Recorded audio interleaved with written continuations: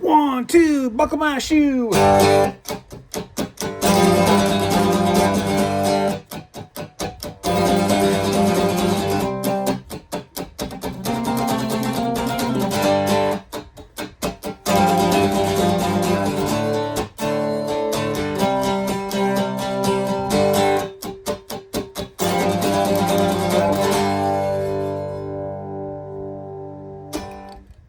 All right, greetings from the workbench.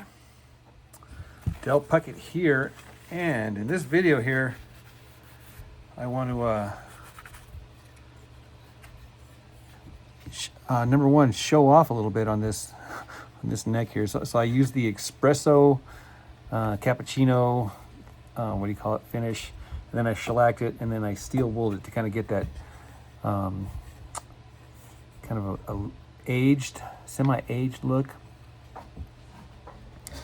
That's not really what I want to talk about, but I did want to point out here that these copper nails were chosen because they kind of complement this coppery color as well. If you can see how recessed these are, there's no reveal. It's perfectly flat. And so how I did that was, there's many ways to skin a cat. I saved the last hole here just to show you exactly what I do. So I get a drill bit that's skinny and the same skinniness or the same thickness, whatever you want to call it, diameter as the nail. Okay, so it's exact, right? And then I drill down probably about maybe a little more than 1/4 of an inch.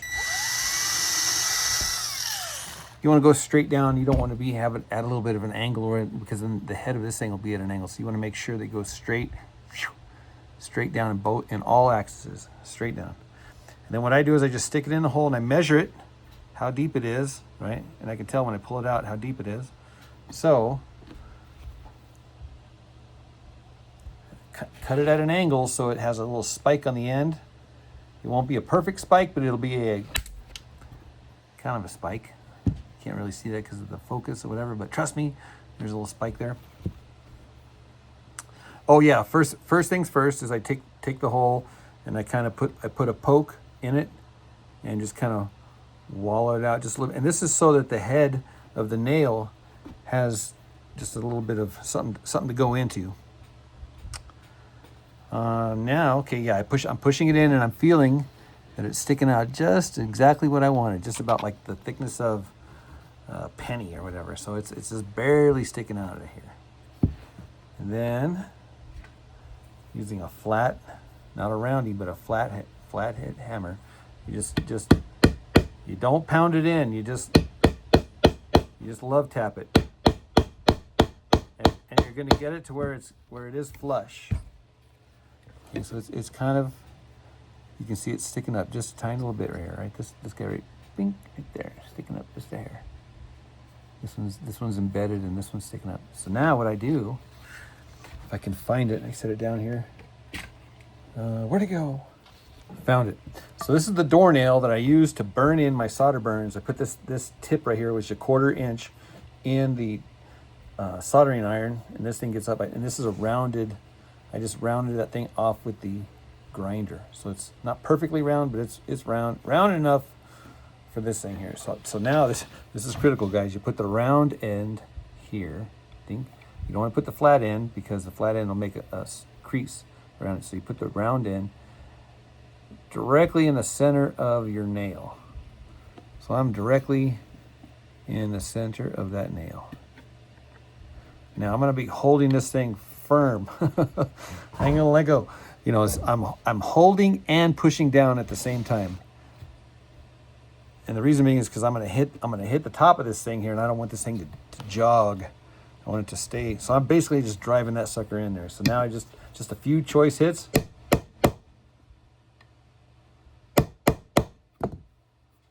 And you feel it, right? You put it, and you can still see it still kind of just sticking up just a little bit right there. See that? Still sticking up a little bit. So it's okay. It's okay. Just give it some more.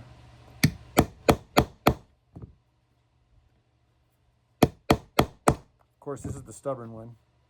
Yeah, we're just about good. I'm going to touch this one just a little bit more too. And this one. Yeah, so this one's not, this one's being the stubborn one. Wow. You want to, yeah, there you go. I can see it's in now. Okay. You just had, show it who's boss. There you go. Give it one more little whack. So I do that for all of them. So they're all as smooth. You can't even tell which ones are which, right? They're so smooth right there. This is the just tempered, not just intonation, but just tempered, which is a hybrid between just intonation and equal temperament. I have all sorts of videos about that. That's why you see a skinny fret here, and you see a skinny fret here, you see a skinny fret here, and it's just subtle, skinny frets.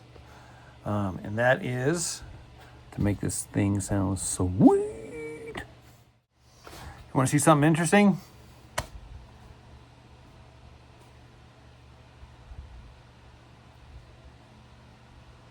So everything on this guitar is like distressed. Okay, we got some distressing going on, except for the tuners. Tuners are brand new tuners.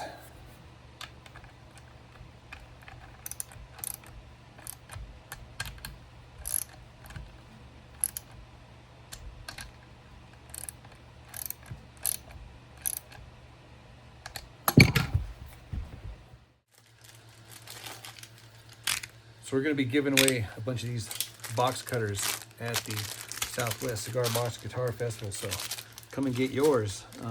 Blades. Sometimes it's best to let the box tell you how it wants to be built. You know, that sounds philosophical, but hear me out on this one here. So I'm kind of struggling. Where do I put the pickup? If I put it up here, it's going to destroy the logo, and it's going to destroy the 2025. You know, is that a big deal? Not really. But my other choice, I guess, is to put it down here. So I put a mark there where the saddle's going to go. So if I put the pickup here, I got a little bit of room for the saddle. So I would be destroying the San Isidro and the lower left foot of Mr. Sasquatch here, right, just ever so slightly. But it would give the guitar kind of a trebly, kind of maybe a strat in the bridge position sound. So I think I'm going to have to go with that because it's kind of tore up over here as it is already anyway. So if I tear it up a little bit more, I can maybe disguise the fact that it's already tore up by tearing it up some more. So yeah, so a lot of times you got to let the build dictate, kind of at least guide you as to how things should land. You know, ultimately, doesn't really matter, other than the fact that I'm going to have maybe a brighter, more punchy tone by moving the pickup toward the saddle. Because this is going to be a top mount, the alignment is critical here. So what I did is I made sure it was perfect alignment. I measured, felt, made sure all my edges are all perfectly in perfect alignment, and then I gave 2 temporary screws just to hold it in place. That way I can take it apart, monkey with it, put it back together, and I know it's going to be exactly in the right spot. Eventually these screws will be replaced or covered up. You won't even know they're there. Right now they are just to keep stuff together. So I cut out the hole for the pickup, and I notched the neck for the pickup, and then I spray painted it black so that you don't see it when you're looking in the hole. Makes it invisible. The benefits of using hot glue to attach the pickup are that you can position the pickup while the hot glue is drying and get it perfect. Number one. Number two, if you ever want to replace it, you just scratch it with a razor, pops right out and peels off those ways. So it's pretty strong. It's definitely going to hold it in place. I kind of give it a double double dip on both sides. So yeah, we're not going anywhere. We're all soldered up. So one of the benefits of having this kind of a guitar that kind of cracks in half like this is that the wires can be really close together, and you can still open it up. You open it up this way instead of the other way. But yeah, I just wanted to point out the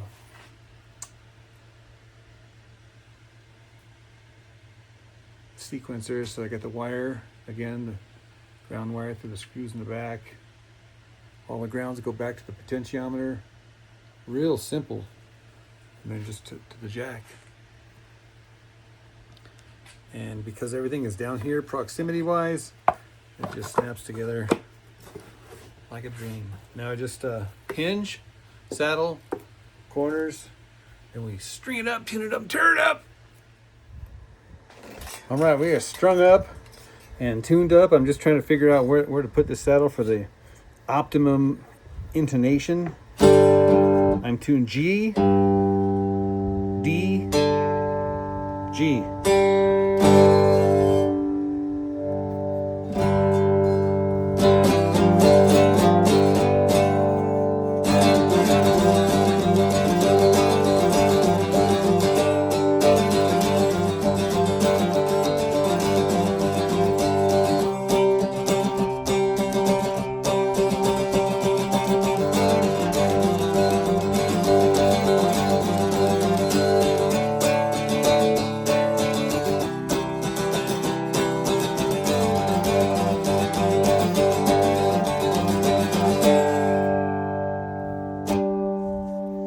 Again, this is the just tempered, so this major third here. And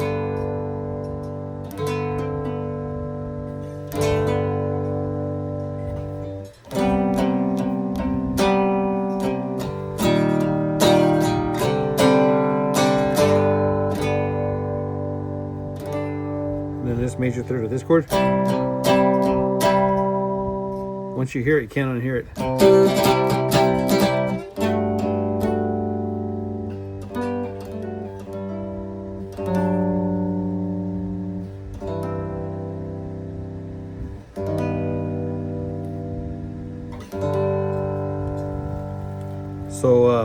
So the frets are just nudged toward the harmonic.